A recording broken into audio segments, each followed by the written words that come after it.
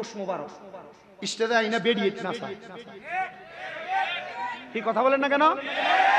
উরুস মুবারক এরা স্টেজে বাউল গান করে, ওয়াজের নামে বন্ডামি মানুষের কাছে সুন্নিয়তকে হাসিল পাত্র করবা, এমন বন্ডামিকে আমরা সাপোর্ট করতে পারি না। সুন্নি তারা সুন্নি আমরাও, এরা নামের সুন্নি আমরা কামের সুন্নি। আমাদের মাধ্যমে কোরআন সুন্নাহর খেদমত হবে আর এদের মাধ্যমে বন্ডামি হবে। কথা বলেন ঠিক কিনা? এরা জানে উলামায়ে কেরাম এমন গানের মাহফিলে যাবে না। এরা ওয়াজের একটা ব্যানার করে পোস্টার করে আর গানের একটা ব্যানার পোস্টার করে। সিটার কি নরমাল ধরনের না ইন্টারন্যাশনাল সিটার? এমনও কয় যে হুজুর একটা মাজারের মাহফিল আছে, কয় ঠিক আছে তোমরা গান করো নি বা, যদি কয় হুজুর বাদের দিন করি গান, ঠিক আছে রাখিলা, তোর লোকে আমার কোনো মাত নাই, তুই বাদ সব ওয়াজ করি আমরা মাহফিলে হুজুর সুদ আর গোসল ওয়াজ করি না। কিতা হইছে? ও সুদ আর গোসল ওয়াজ করি না কেন? হুজুর কালকে সকালে কইবা যে খেয়ে দাওয়াত দিছে হুজুর এতে বাদ মাওলানা। আর আমরা সমাজের লোক সুদ করে ধরে নিয়ে মসজিদের সভাপতি বানা, এরারও ধরে নিয়ে মসজিদের সেক্রেটারি বানা, এরারও এলাকার সরকার মাতাব্বরির দায়িত্ব দেয়। কথা কই না করে আছে না নাই? সুদ করে যদি সভাপতি করলা কিতা কারণ কিতা তুমি পৌঁছাই? কোনো কারণ নাই তো। তো কিতা বানাইছো কেন? না মসজিদে যে সাদ ডালাই দিছিলাম না আমরা, কয় ও সাদের যে আস্তার রড লাগছে সব তো সুদ করে দিছে, অল্লাহ কিতা আমি সভাপতি। তবে তাই তো ঘুষখোর আজীবন ঘুষ খাইছে, তো তারে যে মসজিদের সেক্রেটারি বানাইলি। ইয়া মসজিদে যে আমরা টাইলসে বেশি না নি সব তো দান দিছে, ঠিক না নি? এমন বিড়া বিটবো কাঁচা বছর পুরা দিয়ে বেরিয়ে যেত তোমরা। মাশাআল্লাহ কত বড় বড় আল্লাহর লিয়ার দাঁড়িয়ে এগুলা রে, ঠিক আছে নানি ভাই সাহেব? আপনারা ও সাইডে দি নাই আমি জানি, আপনারা ও সাইড ইসলাম প্রিয় মানুষ আসেনি। আমি বহুত ফিসাব দেখছি বেটা, ও ফিসাব মুড়ি তো আইনা সিগারেট দেয় তানোর আছে, এটা আসেনি। বেটির তেন্ডুলে বয়ে থাকে আসেনি। এরার কারণে ইসলামের কিতা নাম হইছে না বদনাম হইছে? ইসলামে মেয়ে বলতে কোনো শব্দ নেই, মেয়ে বলতে কোনো শব্দ, কথা বলে না, মেয়ে বলতে কোনো শব্দ। মুরব্বী মানুষ একবার যুবতী মাইয়া মা বসো আ তো বুলিয়ে দিতেছে, সাফার দাঁত ফলাবে একদম। মেয়ে কিসের মেয়ে? মেয়ে আপনার জন্মদাতা যেটা এটা মেয়ে। মেয়ে বলে আপনি আদর করে বসাবেন লোক আবার গাও মুছবেন। ইসলামে এমন কোনো সাপোর্ট করে না। কথা বলে না কেন? হ্যাঁ তো দামেস্কের জমিনের মধ্যে বড় একজন আল্লাহর খাস নেককার বান্দা ছিল, যেই বান্দা দামেস্ক এলাকার রাস্তা দিয়ে যখন হাঁটতেন কোন কবরের দিকে তাকাইলে উনি কবরের অবস্থা দেখতে পাইতেন, বুঝতে পাইতেন। এবার বলেন আল্লাহর ওলিদেরকে এমন ক্ষমতা দেয় কি? জি আল্লাহর ওলিদের এমন ক্ষমতাকে আপনারা বিশ্বাস করেন তো? তবে না, এদেরকে মানবেন যারা হক্কানি, এদেরকে মানবেন না যারা এখানে লেখছে উরুস মুবারক স্টেজে আইনা বেরিয়ে না চায়। কি কথা বলেন না কেন? এদেরকে মানবেন না যারা এখানে লেখছেন উরুস মুবারক, এরা স্টেজে বাউল গান করে। আপনারা কথা বলেন না কেন? আর এদের কারণে আহলে সুন্নাত ওয়াল জামাতের সঠিক মূল আকীদার মূল নীতি যেটা, এইটাকে মানুষ ভণ্ডামি বলে। কথা বলেন না কেন? তখন আমরা বাতিলদের কাছে আমাদের মুখ দেখাইতে পারি না। তখন বলে সুন্নি তো তারাও, সুন্নি তো তোমরাও। তো আমরা এদেরকে বলতে চাই সুন্নি তারাও, সুন্নি আমরাও।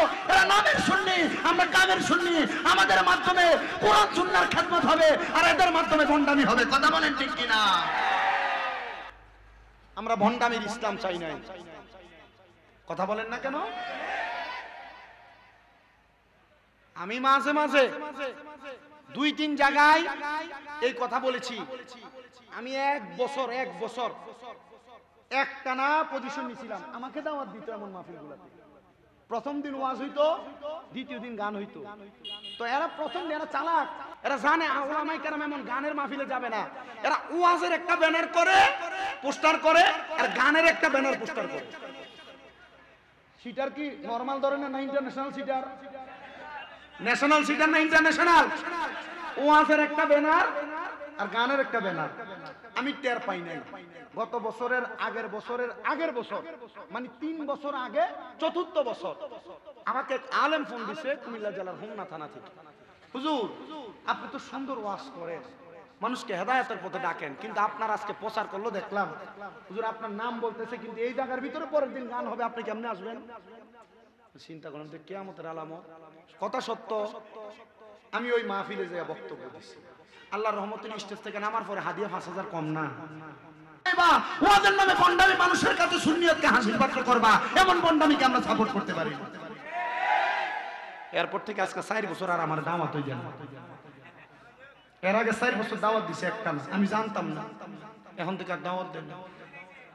বুঝিলাইছি আমি কইলাম যে ভাক্কা শয়তান শয়তান কথা কই না করে। আমারে যদি এমনও কয় যে হুজুর একটা মাজারের মাহফিল আছে, কয় ঠিক আছে তোমরা গান করো নি বা, যদি কয় হুজুর বাদের দিন করি গান, যে ঠিক আছে রাখিলা, তোর লগে আমার কোনো মাত নাই, তুই বাদ তুই মাহফিল করাসবে মাতে না। আল্লাহ তারা তুই আমরা হেফাজত করতাম। ওই একটা তখন আমার 500 দিলাই, আলহামদুলিল্লাহ। দেখিও ও দেখো দমকার কাটা মাহফিলের দ্বার হইয়া আল্লাহ আপনারা কবুল করতো। আসতে বসে বসে আরো জোরে আমিন। আপনারা কেমন বন্ডামির পক্ষে কথা বলেন? পক্ষে? এরা কি আসলে বালানা বন্ড? আমার গতকালকে আমার মাহফিল ছিল কুমিল্লা মুরাদনগরে, গতকালকে চিন্তা করেন তো কত কষ্ট করে আসতে হয়েছে। আমারে স্টেজে উঠার আগে যে লোক আমার দাওয়াত দিছে আমার বলতেছে সব ওয়াজ করুন, আমরা মাহফিলে হুজুর সুদ আর গোসল ওয়াজ করুন না। কিদা হইছে ও সুদ আর গোসল ওয়াজ করি না কেন? হুজুর কালকে সকালে কইবা যে খেয়ে দাওয়াত দিছে হুজুর এতে বাদ মাওলানা। আমি কইলাম এখন তো আমার সুদ আর গোসল ওয়াজ করা ওয়াজিব হইছে। কথা কই না কে রে? কেনে হুজুর এরা আমরা এই সুদ গোসল ওয়াজ করলে হুজুর যারা আছে এরা দেখতে পারে না। আচ্ছা অভিযোগ ওয়াজ হইতো নি, আর আমরা সমাজের লোক সুদ করে ধরে নিয়ে মসজিদের সভাপতি বানা, এরারও ধরে নিয়ে মসজিদের সেক্রেটারি বানা, এরারও এলাকার সরকার মাতাব্বরির দায়িত্ব দেয়। কথা কই না রে? আছে না নাই? সমাজের ভিতরে লম্বা লম্বা মাছ মাতবে। আমি বললাম তুই সুদ খুর, তোর অত লম্বা মাছ কেনে? যদি জিজ্ঞা কিতা ভাই সুদ করে যদি সভাপতি করলা কিতা কারণ কিতা তুমি পৌঁছাই কোনো কারণ নাই তো, তো কিতা বানাইছো কেন? না মসজিদে যে সাদ ডালাই দিছিলাম না আমরা, কয় ও সাদের যে আস্তা রড লাগছে সব তো সুদ করে দিছে, অল্লা কিতা আমি সভাপতি। কথা কয় না কিতা ভাই সব ঠিক আছে নি মাছ আছে না নি? কিতাবে তাই তো ঘুষখোর আজীবন ঘুষ খাইছে, তো তারে যে মসজিদের সেক্রেটারি বানাইলি।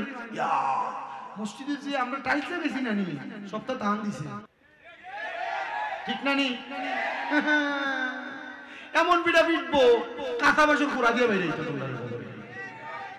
আযাবুন শাদীদ, যন্ত্রণাদায়ক শাস্তি। আল্লাহ এমন শাস্তি থেকে আমাদেরকে হেফাজত করুন। জোরে বলেন আমিন। আল্লাহর ওলিদের খাসলত কি গান বাজনা করা না গান বাজনা বন্ধ করা? আল্লাহর ওলিদের খাসলত কি কোরআন সুন্নাহর পথে চালানো না কোরআন সুন্নাহর বাহিরে চালানো? সাহাবায়ে কেরাম নবীরে প্রশ্ন করছে, ইবনে মাজাহ শরীফ 303 নাম্বার পৃষ্ঠার হাদিস। নবীজি আল্লাহর ওলি কিভাবে চিনবো বলেন তো?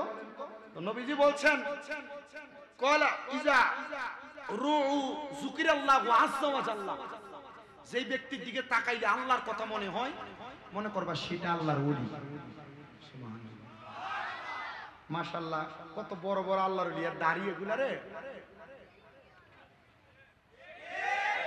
ঠিক আছে না নি ভাই সাহেব? আপনারা ও সাইডে দি নাই আমি জানি, আপনারা ও সাইড ইসলাম প্রিয় মানুষ আসেনি। আমি বহুত ফিসাব দেখছি বেটা, ও ফিসাব মুড়ি তো আইনে সিগারেট দেয় তানোর আছে, এটা আসেনি। বেটির তেন্ডুলে বয়ে থাকে আসেনি। এরার কারণে ইসলামের কি তার নাম হইছে না বদনাম হইছে? নাম না বদনাম? আল্লাহ অবুত্তু না আমরা হেফাজত করতে। আরো জোরে কো আমিন। ওই দামেস্কের আল্লাহর ওলি তিনার ক্ষমতা হইল তিনি যখন কবরের পাশে দিয়া যাইতেন উনি আল্লাহ তাআলার বান্দাদের কবরের অবস্থা সম্পর্কে জানতেন। কি সম্পর্কে? কবরের অবস্থা সম্পর্কে জানতেন। আল্লাহর ওলি বলেন, আমি যখন ওই দামেস্কের কবরের সামনে দিয়া যাচ্ছি, হঠাৎ করে আমি আমার নাকের মধ্যে একটা পরিচিত নয় অপরিচিত সুঘ্রাণ পাচ্ছি। এই সুঘ্রাণটা আমাকে পাগল পারা করে দিচ্ছে রে দুনিয়ার মানুষ। আমি এই সুঘ্রাণটা পাইয়া কবরস্থানের দিকে ঢুকলাম। আমি মনে মনে চিন্তা করলাম, মনে হয় এই এলাকার কোনো মানুষ মারা গিয়েছে নতুন, আমি তার কবরটা জিয়ারত করব। এবার আমি পুরা কবরস্থানের মধ্যে হাঁটতে হাঁটতে দেখলাম, পুরা কবরস্থানের মধ্যে একটা নতুন কবর দেখা যায় না। আমি একটা কবর দেখলাম না, যেই কবরটা নতুন, যেই কবরটার উপরে কোন আতর লোবান দেওয়া হয়েছে। এবার আমি তাকে দেখতে দেখতে হঠাৎ করে একটা পুরাতন ভাঙ্গা কবরের কাছে গেলাম। পুরাতন ভাঙ্গা কবরের কাছে যা দেখলাম, ওই কবরের মধ্য থেকে আমার নাকের মধ্যে একটা সুঘ্রাণ লাগতেছে। এই সুঘ্রাণটা আমি পাইয়া আমি আবার কবরের সামনে দাঁড়াইলাম। রাস্তা দিয়ে মানুষ হেঁটে হেঁটে যায়। আমি জিজ্ঞাসা করলাম, এই জগতের মানুষেরা, এই কবরে যে আছে, তোমরা কি তার পরিচয় আমাকে বলতে পারবা নাকি? না গো, তার পরিচয় আমরা বলতে পারবো না। কত মানুষ হেঁটে যায়, তোমরা কি বলতে পারবা তার পরিচয়? একজন মানুষ ওই কবরবাসীর পরিচয় জানে না। হঠাৎ করে একজন দাড়ি পাকা বুড়ো মুরব্বী বাবা হাঁটতে হাঁটতে হাঁটতে আসতেছেন। আল্লাহর ওলি জিজ্ঞাসা করে, এই বয়স্ক বাবা, আপনি তো এলাকার একজন প্রবীণ মানুষ, আপনি কি বলতে পারবেন এই কবরে যিনি শুয়ে আছে, কবরটা কার কবর, কি তার পরিচয়? এই কবরবাসীর আহলে আওলাদ তারা কোথায় আছে? উনি ডাক দিয়া বলেন, এটা তো এমন কোন বিখ্যাত ব্যক্তির কবর না, এটা তো আমাদের এলাকার একজন কাঠুরিয়া ব্যক্তির কবর, যার কাজ ছিল জঙ্গলে জঙ্গলে যে কাঠ করতেন, কাঠ কাটতেন, খড় কাটতেন, মানুষের বাড়ি বাড়ি যে গাছ কেটে কেটে সাফা করতেন। এবার ডাক দিয়ে কই, হুজুর আপনি কেন তার সন্ধান করতেছেন, তালাশ করতেছেন? আল্লাহর ওলি বলেন, আপনি কি আপনার নাকের মধ্যে একটা সুঘ্রাণ পাইতেছেন? বলে, হ্যাঁ, আমি আমার নাকের মধ্যে একটা সুঘ্রাণ পাইতেছি। বলে, সুঘ্রাণটা অন্য কোন জায়গা থেকে আসে না, এই সুঘ্রাণটা এই কাঠুরিয়া ব্যক্তির কবরস্থান থেকে আসতেছে, কাঠুরিয়া ব্যক্তির কবরের ভিতর থেকে আসতেছে। ডাক দিয়ে বলে, হুজুর এই ব্যক্তি ছিল কাঠুরিয়া, তার বাড়ি হইল দামেস্কের বড় মসজিদের পশ্চিম বরাবর, ওই জায়গায় তার বাড়ি। হুজুর আপনি কেন তার তালাশ করতেছেন, সন্ধান করতেছেন? উনি বলেন, সন্ধান করার কারণ হইল আমি তার এমন কোন আমলের কথা জানতে চাই, যে আমলের কারণে আল্লাহ তাআলা তার ইন্তেকালের পরে তার কবর থেকে লাশের পচা গন্ধ বাহির করে না, আল্লাহ তার কবর থেকে সুন্দর জান্নাতি সুঘ্রাণ দিতেছে। কত মানুষ মারা যায়, মারা যাওয়ার পর কবর দেওয়ার আগে লাশের গন্ধ বের হয়ে যায়, দুর্গন্ধ বের হয়ে যায়, কিন্তু আল্লাহর বান্দা ইন্তেকাল করার পরে কবর থেকে কোনো দুর্গন্ধ আসে না, কবর থেকে তো মজার সুঘ্রাণ আসতেছে। এবার হুজুর খবর পাইয়া দামেস্কের বড় মসজিদের পশ্চিম বরাবর রওনা করলেন। যাইতে যাইতে দামেস্কের বড় মসজিদের সামনে যাইয়া হুজুর ডাক দিয়ে বলে, এ দামেস্ক এলাকার মানুষ, তোমরা কি বলতে পারবো এই কাঠুরিয়ার বাড়ি কোন জায়গায়, যে কয়েকদিন আগে ইন্তেকাল করেছে? কেউ তার সন্ধান দেয় না। আল্লাহর ওলি বলে, প্রত্যেক বাড়ি বাড়ি তালাশ করার পর একটা ঘরের সামনে যা দেখলাম, ঘরের দরজাটা বন্ধ করা। আমি ঘরের সামনে যা সালাম দিলাম, আসসালামু আলাইকুম ওয়া রাহমাতুল্লাহ। তাহলে একটা মাসালা সাবেত হয়, একটা মাসালা শিক্ষা হয়, কোন মানুষের ঘরের সামনে গেলে ঘরের দরজা যদি বন্ধ থাকে, ওই ঘরের দরজার সামনে যে সালাম দেওয়া লাগবে। কথা বলেন, কি দেওয়া লাগবে? যদি আপনার মায়ের ঘর হয়, বাবার ঘর হয়, ভাইয়ের ঘর হয়, ভাবির ঘর হয়, যার ঘর হোক না কেন, ঘরে প্রবেশ করার আগে সালাম দেওয়া। বেশি উপরের ক্লাস লাগবে না, মাদ্রাসার মধ্যে ক্লাস 9 10 এর মধ্যে বাবু সালামের অধ্যায় একটা পড়ানো হয়, আর আলিম ক্লাসে উঠলে মিশকাতুল মাসাবির বাবু সালাম একটা অধ্যায় পড়া হয়।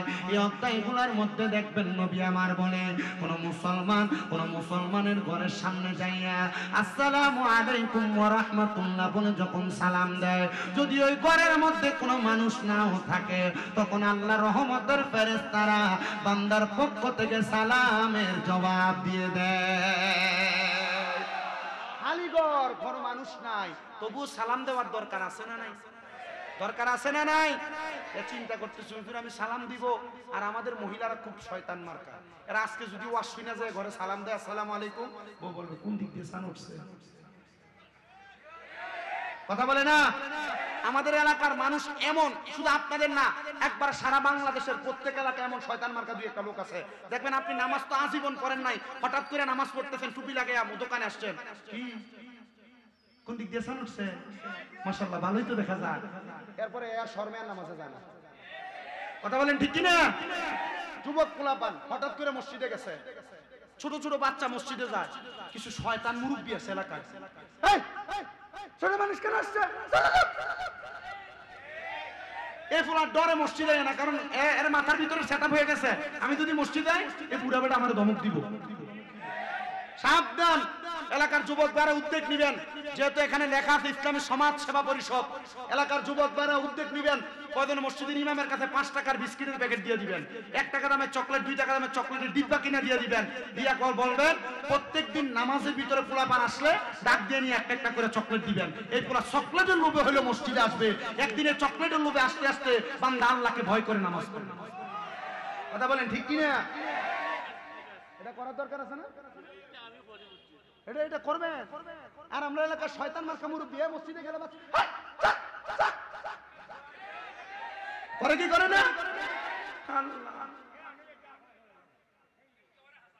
আসা না? আমি আপনারা হয়তো দেখছেন ইউটিউবে, আমি একটা মসজিদে চাকরি ছেড়ে দিছি যে পড়া বক্তব্য দিয়ে, দেখছুনি? ওই মসজিদে একজন লোক ছিলেন সরকারি চাকরিজীবী, উনি শুক্রবারে মানে উনি যখনই বাড়িতে থাকতেন ওনার বাচ্চাকে হাতে করে নিয়ে মসজিদে আসতেন, বাচ্চার বয়স বেশি হবে না, 1.5-2 বছর হবে, 2 বছর 2.5 বছর হবে আমার আইডিয়া। উনি যখন আসতেন, এই মসজিদের এক মুসল্লি ছিল, মুরব্বী মানুষ, 5 ওয়াক্ত নামাজের মুসল্লি, ওনার একটা অ্যালার্জি ছিল, উনি ছোট বাচ্চা দেখলে ওনার মাথা সেন্টিমিটার গরম হয়ে যেত, তো উনি এই বাচ্চারে ধমক দিয়ে দিয়ে ফাটায়। আমি একদিন নামাজের সালাম ফিরেই এই 2-3 দিন দেখার পর, বাবা আপনি আর কখনো বাচ্চাদেরকে ধমক দিবেন না, এটা বলাতে মুরব্বী মানুষ মনে কষ্ট পাইছে, মাথাটা নিচা করে রাখছে, আমার সাথে আর কথা কথা বলে না, নামাজ পড়ে।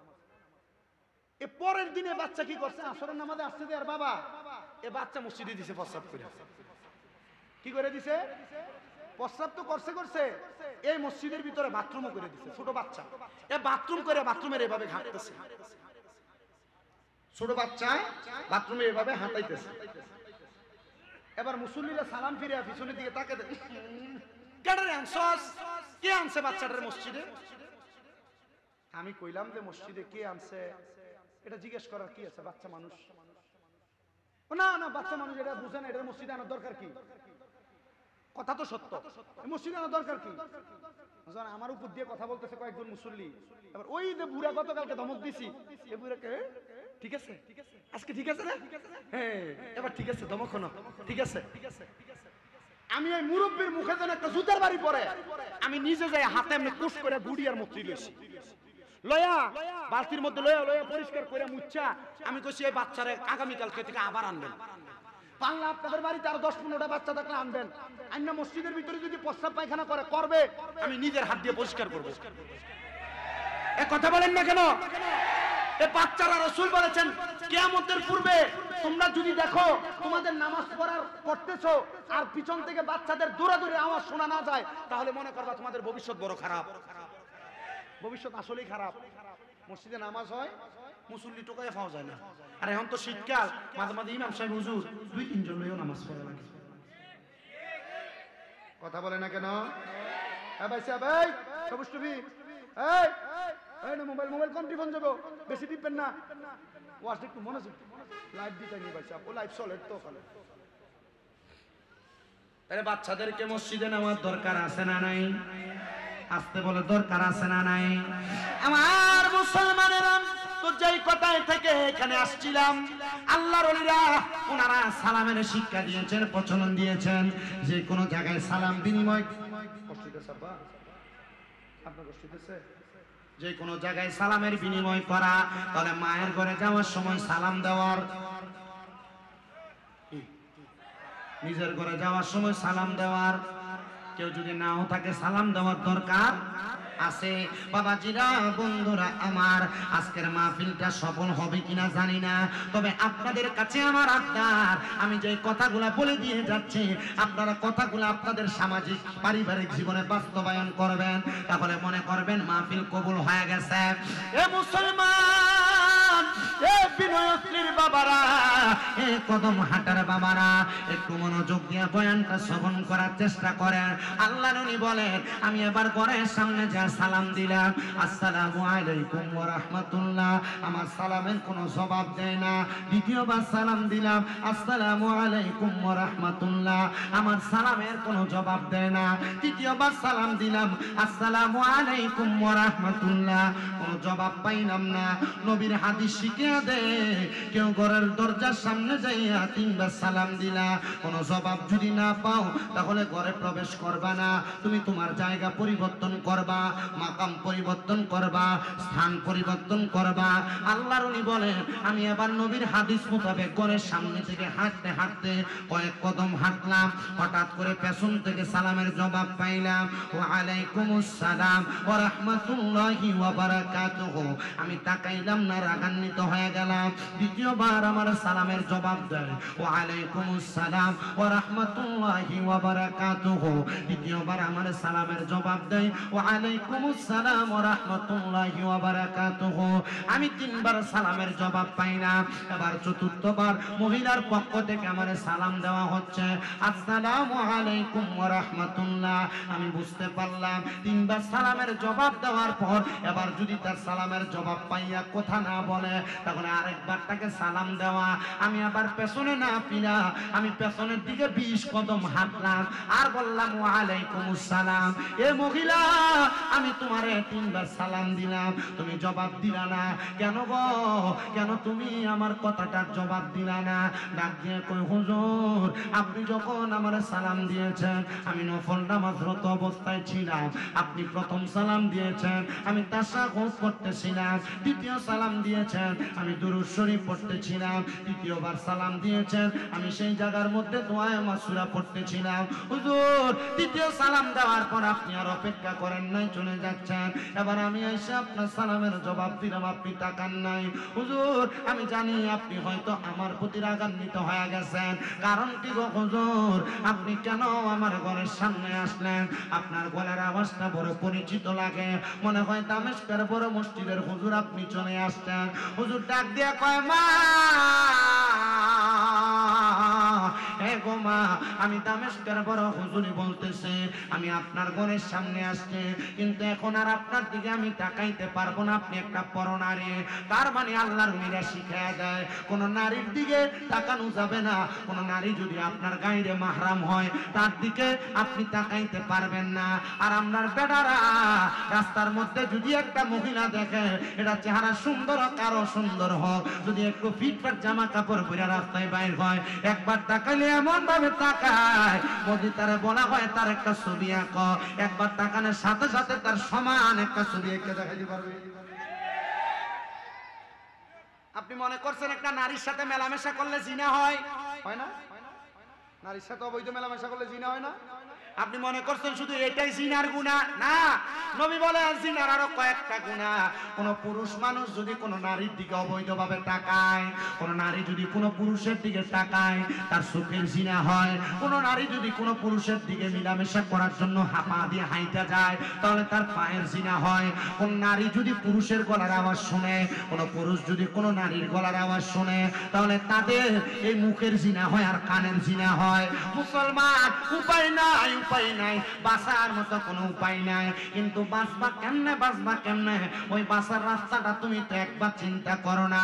হুজুর ডাক দিয়ে কয়, মা, আমি আপনার দিকে তাকাইতে পারবো না। আর আমরা সমাজ এমন বাটপারি শিখায়, কোন মুরব্বী মহিলা যদি হয়, কোন মেয়ের মতো যদি হয়, বুড়া মানুষ মেয়ের মতো করে, মা বসো। ইসলামে মেয়ে বলতে কোনো শব্দ নেই, মেয়ে বলতে কোনো শব্দ, কথা বলে না, মেয়ে বলতে কোনো শব্দ। মুরব্বী মানুষ একবার যুবতী মেয়া, মা বসো, তো বুলিয়ে দিতেছে, সাফার দাঁত ফলাবে একদম। মেয়ে কিসের মেয়ে? মেয়ে আপনার জন্মদাতা যেটা, এটা মেয়ে। মেয়ে বলে আপনি আদর করে বসাবেন, লোক আবার গাও মুছবেন। ইসলামে এমন কোনো সাপোর্ট করে না। কথা বলে না কেন? হ্যাঁ, আল্লাহ বুঝার তৌফিক দান করুন। আপনাদের আমিনের আওয়াজে তো আসতে কেন? হ্যাঁ, চিন্তা করতেছে হুজুর আসলে তো এখন তো আমি এই দোষের দোষী, আমি তো আসামিও। কথা বলে না কেন? আল্লাহ আমাদেরকে বোঝার তৌফিক দান করুন, জোরে পড়ে না আমিন।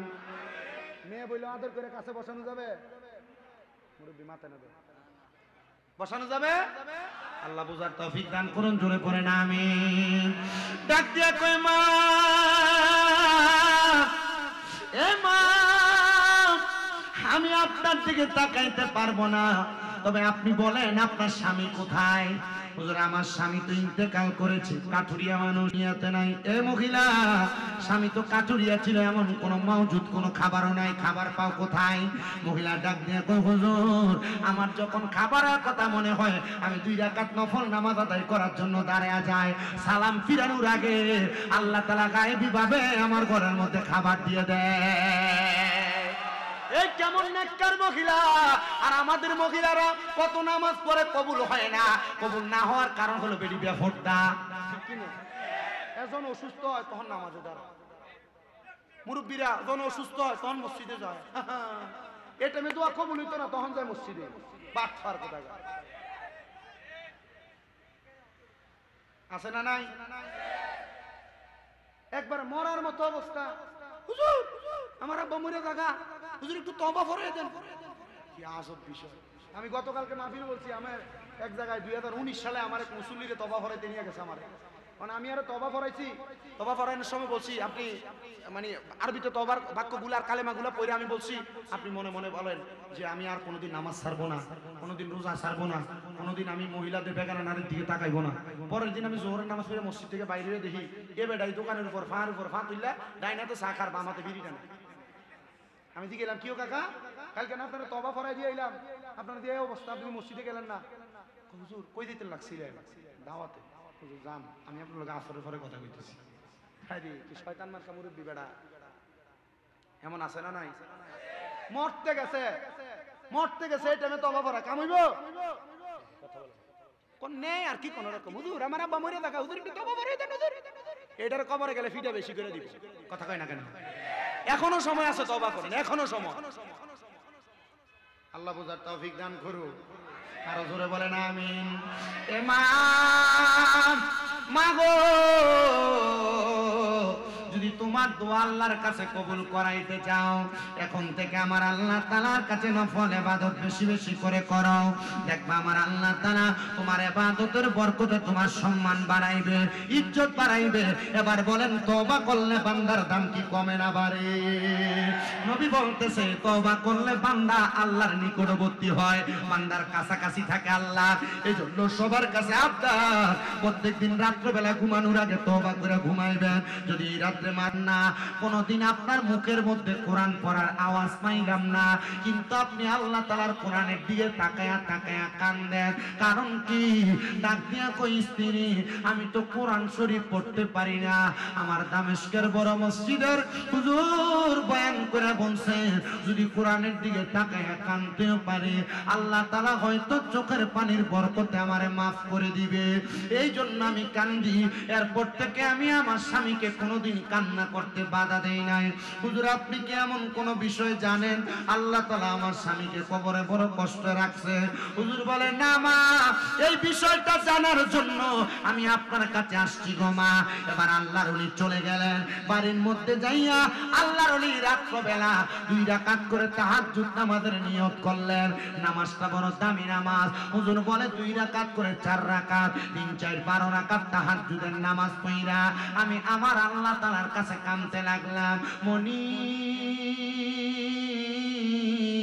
ও পরওয়ারদিগার, কত কবর দেখলাম কিন্তু কাটুরিয়ার কবরের মতো কোনো কবর দেখলাম না যার কবর থেকে সুঘ্রাণ আসে, সুঘ্রাণ।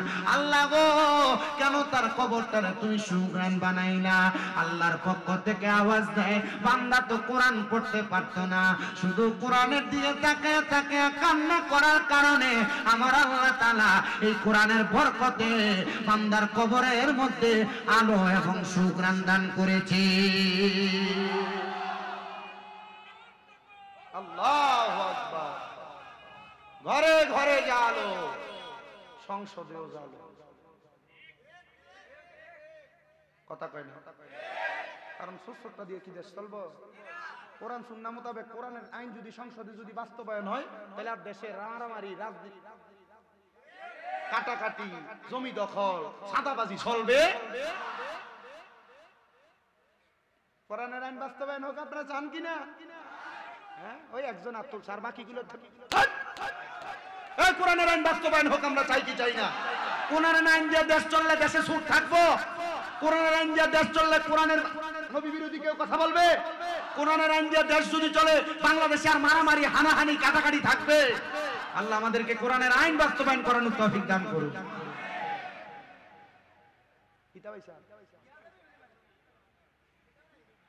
আল্লাহ বুঝার তৌফিক দান করুন, জোরে কোন আমিন।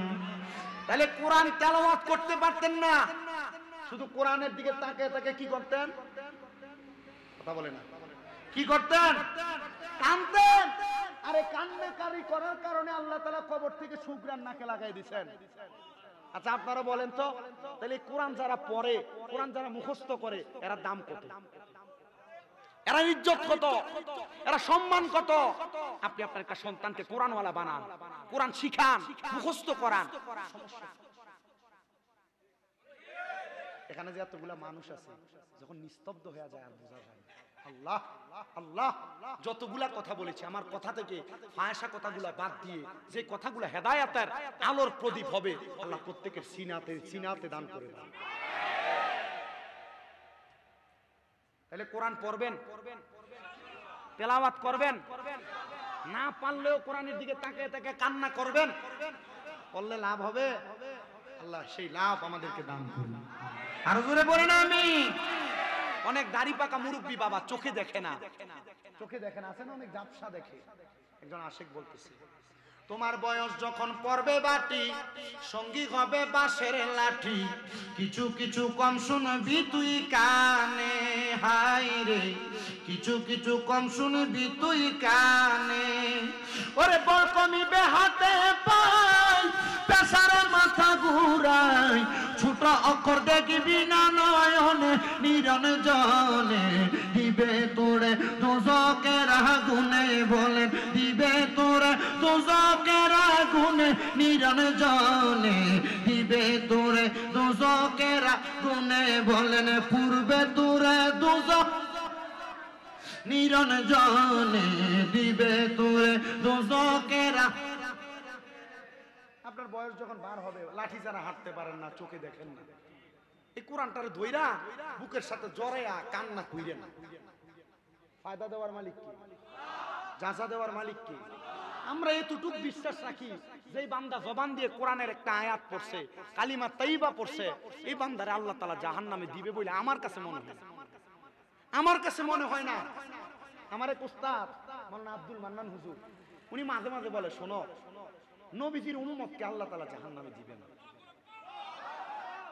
খুব মায়া করে বলতেছে, যারা রহমাতাল লিল আলামিন নবীর উম্মত, আল্লাহ এদেরকে জাহান্নামে দিবে না। আমি গেলাম, হুজুর তো মানুষ যত গুনাহ করতেছে, বদ কাজ করতেছে, এরা জাহান্নামের আগুনে পুড়বে না? হুজুর বলতেছে, শোনো, আল্লাহর দুইটা নাম আছে, বিসমিল্লাহির রহমানির, কয়টা নাম? এই দুইটা নাম দুই জায়গার জন্য খাস। আমি গেলাম, হুজুর কেন? হুজুর বলতেছে, এই বিসমিল্লাহ তাফসীর পড়েছি। হুজুর বলতেছে, তাফসীর পড়ার পর আমি দেখলাম আল্লাহর আর রহমান যে নামটা, এটা দুনিয়ার জন্য খাস, আর রহিম যে নামটা, এটা আখিরাতের জন্য খাস। বললাম, হুজুর এটার মানে কি? বলে, আল্লাহর কাহারিয়তের একটা সুরত থাকবে, বড় ভয়ঙ্কর থাকবে, কিন্তু আল্লাহ তাআলার কুদরতি কদমে যখন রাসূল পাকের কদম মোবারক ঠেকায়া দিবে, কপাল মোবারক ঠেকায়া দিবে, তখন আল্লাহর কাহারিয়তের সুরত ধারণ করবে না। আল্লাহ এমন মায়ার হয়ে যাবে, তখন আল্লাহ তাআলা রাসূল পাককে এমন ক্ষমতা দিবে, রাসূল পাক সুপারিশ করে নবীর উম্মতদেরকে জান্নাতে নিয়ে যাবে।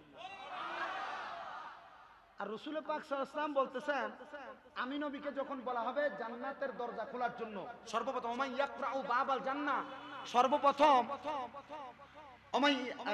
ওমাই ইয়াকরাউ বাবাল জান্নাহ, যা সর্বপ্রথম জান্নাতের দরজা আমি নবীকে খোলার জন্য বলা হবে, তখন আমি নবী জান্নাতের দরজা খুলতে গেলে ফেরেশতা আমি নবীকে প্রশ্ন করে, মান আনতা, আপনি কে? মারহাবা বলেন। সব ফেরেশতারা নবীকে দেখছেন, কিন্তু আল্লাহ তাআলা জান্নাতের দরজার সামনে এই ফেরেশতাকে নবীকে দেখান নাই। তো তখন রাসূল বলবে, আনা মুহাম্মাদুর সাল্লাল্লাহু। রাসূল যখন পরিচয় দিবে, তখন এই পরিচয় পেয়ে ফেরেশতা বলবে আপনার সম্পর্কে আমাকে বলা হয়েছিল আপনি ছাড়া যেন অন্য কেউ আসলে জান্নাতের দরজা না খোলা হয়। আদম নবীর একটা সিরিয়াল, ঈসা নবীর একটা সিরিয়াল, মুসা নবীর একটা সিরিয়াল, দাউদ নবীর একটা সিরিয়াল, ইব্রাহিম নবীর একটা সিরিয়াল, এবং সব নবীদের পেছনে পেছনে একটা একটা সিরিয়াল উম্মতের। আমাদের নবী উম্মতের দলটা নিয়ে জান্নাতের দরজা। অন্যান্য নবীর উম্মত এবং অন্যান্য নবীদের আগে আখিরি নবীর উম্মতেরা জান্নাতে যাবে। আমি হাদিস শরীফ যখন পড়ি আমার মাথা শুধু বেটকা। হ্যারি আমি কোন নবীর উম্মত হইলাম? মারহাবা পড়েন, হুজুর আসছে, অসুবিধা নাই। আমি বলি আপনাদের 11টা থেকে 1 মিনিটও বেশি হবে না, জাস্ট 11টার মধ্যে আমি মুনাজাত করব। আপনার কি কষ্ট হয়েছে? মুকদ্দমাই শেষ হলো না, তেওয়াজ তো রইয়া গেল। আগামী বছর আমি চিন্তা করছি যদি মোকদ্দমা যদি ওইদিকে তাই না লাই পরে আমি মানুষকে পাইতাম না। আমি মোকদ্দমার মধ্যে ওয়াজটা শেষ করে লাই, একবার মিলাদ শরীফ পড়া দোয়া করে লাম। কি কইন আপনারা? রাজি আছেন না? ইনশাআল্লাহ শেষ হওয়ার আগে বলে একটু জিকির হইতো। হয়তো কোনো ভাই সাহেব আমার জিকিরের সিস্টেম কিন্তু আলাদা। দাঁড়াইবা লগের টাটান দিয়ে বয়ে লইবে, কথা বুঝছো? মানুষ তোমার বন্ধ করবে ওলা জিকির আমার নাই, ধরে শুধু টান দিয়া বয়াইবা। রাজি আসুননি? রাজি আসুননি? কারণ বহুত বদনাম আছে, আছে না নি? বদনাম তুই আল্লাহ আমরা হেফাজত করতে। আমিন খুব আরো জোরে আমিন। তো রাহমাতুল লিল আলামিন নবী ফেরেশতাদের সামনে যখন যাবে, ফেরেশতা বলবে আপনার সম্পর্কে আমাকে বলা হয়েছিল। তখন ফেরেশতা এভাবে দরজা খুলে দিবে। আখিরি নবী মুহাম্মাদুর সাল্লাল্লাহু, ওই নবীজি জান্নাতের এই দরজা যে আটকায় এটার আপনারা কি বলেন? চৌখাট। চৌখাট বলেন না? হাদিস শরীফের ব্যাখ্যাকারী আব্দুল হক মুহাদ্দিস দেহলভী বলছেন নবীজি জান্নাতের দরজার চৌখাটের মধ্যে যায় দাঁড়াবেন, জান্নাতে প্রবেশ করবেন না, নবীজির উম্মতদেরকে জান্নাতে নিবেন।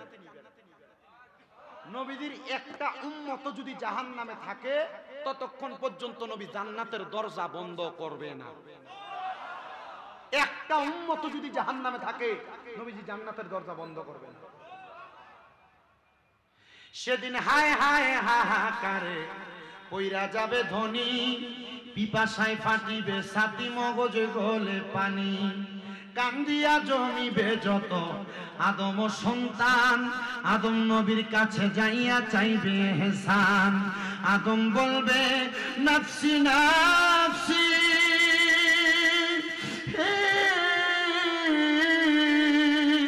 আমি কি সুপারিশ করতে পারি গো?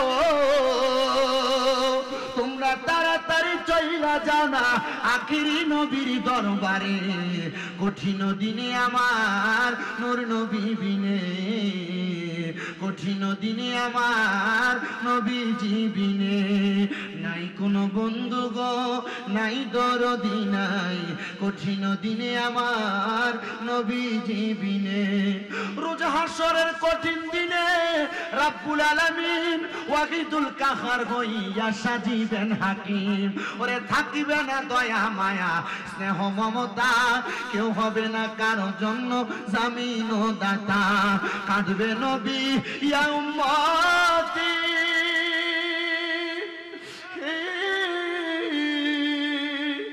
আমার উম্মতের কি হবে গতি গো? উম্মতেরা নাজাত দিবে আখিরি নবীর কারণে, কঠিন দিনে আমার নূর নবী বিনে, কঠিন দিনে আমার নূর নবী বিনে। এ আমার মৌলভীবাজারের কদমহাটা বিনয় ইসলামী সমাজ সেবা পরিষদের উদ্যোগের জান্নাতের বাগানের বাবারা, ওই নবীজির প্রেমে পাগল হয়ে আল্লাহ তাআলার কোরআনটা তোমরা শিখিবা, আল্লাহ তাআলার কোরআনের সাথে সম্পর্ক লাগাইবা। দেখবা তুমি মরার পরে তোমার কবরের মধ্য থেকে সুঘ্রাণের অভাব নাই। রহমতের নবী বলে রে, দুনিয়ার জমিনে যেই ব্যক্তি আল্লাহ তাআলার কোরআন শিখে কইছিলাম সম্মান কয়টা বাড়ে? বুঝলা গেছুন গা 3টা বারে 1 নাম্বার হায়াত বাড়ে 2 নাম্বার আল্লাহ তাআলা সম্মান বাড়ায় 3 নাম্বার আমার আল্লাহ তাআলা হ্যাঁ রিজিক বাড়ায় রিজিক মারহাবা পড়েন মারহাবা আমার মুসলমান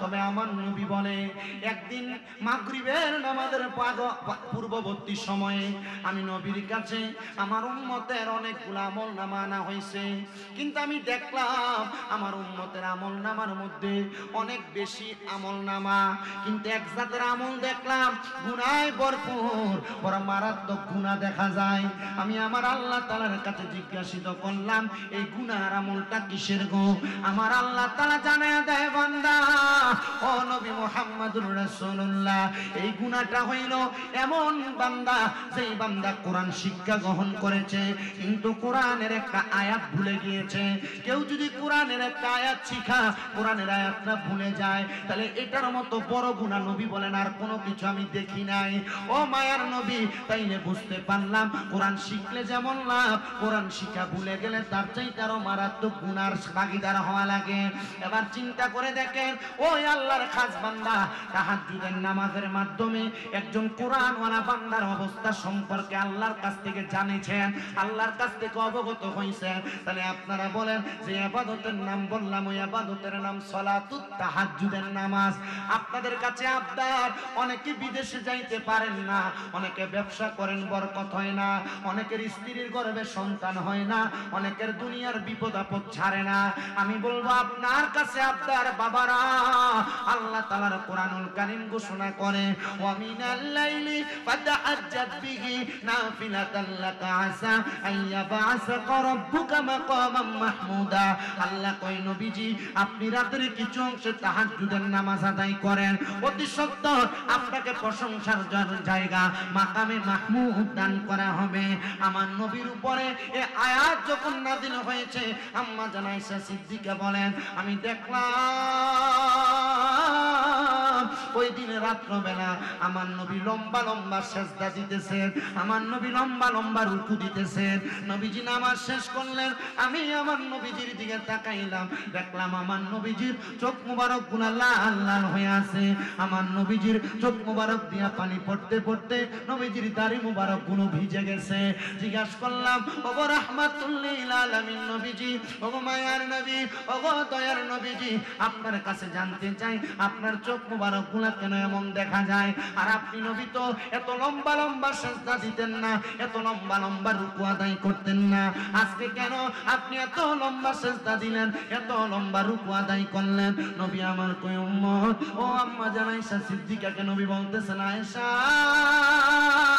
তুমি কি জানো আল্লাহ বলেছে আমি নবী যদি রাতের কিছু অংশে তাহাজ্জুদের নামাজ পড়ি আমার আল্লাহ তাআলা আমি নবীকে মাকামে মাহমুদ প্রশংসার জায়গা দান করবে নবী এটা তো ভালো কথা সুখবর গো নবী তাহলে আপনি কেন কান্না করেছেন আমার নবী কই আয়েশা আমি নবী কান্না করার কারণ কইল একটা আল্লাহর কাছে কান্না করে করে বললাম আল্লাহ আমি নবী তাহাজ্জুদ পড়লে আপনি আমারে মাকামে মাহমুদ দিবেন আমার উম্মতের আমি নবীরে ভালোবাসে আমি নবীরে মোহাব্বত করে আমি নবী দুনিয়াতে থাকবো না আমার উম্মত আমি নবীরে ভালোবাসা তাহাজ্জুদের নামাজ পড়বে আল্লাহ আপনি বলেন না আমার উম্মতের কি দান করবেন আম্মা জান আয়েশা কই নবী গো আমার আল্লাহ তো আপনার দোয়া ফিরায় না আপনি নবী তো মুস্তাজাবাতুদ দাওয়াত নবীরা কোন দোয়া করলে আল্লাহর সাথে সাথে কবুল করে আমার আল্লাহ কি বলেছেন আপনার দোয়া কেমন ভাবে কবুল করেছেন আমার নবী কান্দে আর মুস্কি মুস্কি হাসে ডাক দিয়ে কয় আয়েশা আমার আল্লাহ তাআলা বলেছেন আমার উম্মত তাহাজ্জুদের নামাজ পড়া আল্লাহ তাআলার কাছে যা চাইবে আমার উম্মতের তা দেওয়া হবে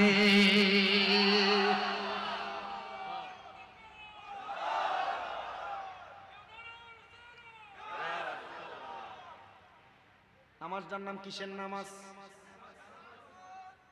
বিদেশ যাইতে পারেন না ব্যবসা করেন বরকত হয় না স্ত্রীর গর্ভে সন্তান আসে না এই নামাজটা পড়েন নবী বলছে আমার উম্মতের যদি কষ্ট না হইতো এই তাহাজ্জুদ নামাজটা উম্মতের জন্য ফরজ করে দিতাম জোরে এই মক্কা মদিনা হজ করছেন কে কে উমরা হজ অথবা যে কোনো হজ কে কে করছেন হাত তোলেন তো করছো এই পিছিয়ে করছেন আর আছে কেউ হাত নামান আপনি করছেন মক্কা মদিনা কয় ওয়াক্ত নামাজের আযান হয় 6 ওয়াক্ত আজান আজান মানে নামাজের আজান কয় ওয়াক্ত হয়? 6 বার। কয়বার হয়? 6 বার। কেন হয়? ফজরের আগে তাহাজ্জুদের নামাজের একটা আজান হয়। এ বাবা, সৌদি আরবের স্বর্ণের দাম কম না বেশি? এরা তাহাজ্জুদের নামাজ জামাতে পড়ে, তো আল্লাহ তাআলা বরকত সৌদি আরব দিব না, তুমি বাংলাদেশের সুট্টারে দিব? তুমি তো নামাজই পড়ো না, তাহাজ্জুদ পড়বা কোন সময়? কথা কয় না কেন? আল্লাহ তাআলা এত বরকত কিভাবে দান করেছেন, এত বরকত কিভাবে মক্কা মদিনায় দিয়েছেন? আশিক বলে ভালোবাসার জায়গা মদিনা, ভালো লাগার জায়গা মদিনা। বলেন ভালোবাসার জায়গা মদিনা, ভালো লাগার জায়গা মদিনা। বলেন ভালোবাসার ভালো লাগার মদিনা শরীফে নূরের খাজিনা, মদিনা শরীফে নূরের খাজিনা। আশিক ছাড়া অন্য বুঝে না ভালোবাসার জায়গা মদিনা। বলেন ভালোবাসার জায়গা মদিনা, ভালো লাগার জায়গা মদিনা। এত সুন্দর জায়গা কোথাও দেখি না, এত সুন্দর জায়গা কোথাও দেখি না। সাজিয়েছেন দয়াল রাব্বানা ভালোবাসার জায়গা মদিনা। বলেন ভালোবাসার জায়গা মদিনা, ভালো লাগার। যাইতে চাননি আপনারা? শুধু ভালোবাসার জায়গা, কি মজা! এক ওয়াক্ত নামাজ পড়লে 50,000 ওয়াক্তের সওয়াব। আমি বেশি ওয়াজ বলতেছি না, আজকে 2টা ওয়াজ করে দিয়ে গেছে আপনাদের কাছে। এক, কোরআন তেলাওয়াত করলে, কোরআনকে মোহাব্বত করলে আল্লাহ তাআলা কি নিয়ামত দেয়। 2, তাহাজ্জুদ নামাজ পড়লে আল্লাহ কি নিয়ামত দেয়। বন্ডামি করছি না? ওই কজি বলে আল্লাহর গজব। বন্ডামি করছি, উল্টা পাল্টা মারছি, বুঝছেন না? ঠিক আছে, আমি জানি তুমি বুঝছো না, বুঝলে দিব না কইতা না। আল্লাহ কবুল করুক, আমিন পড়েন।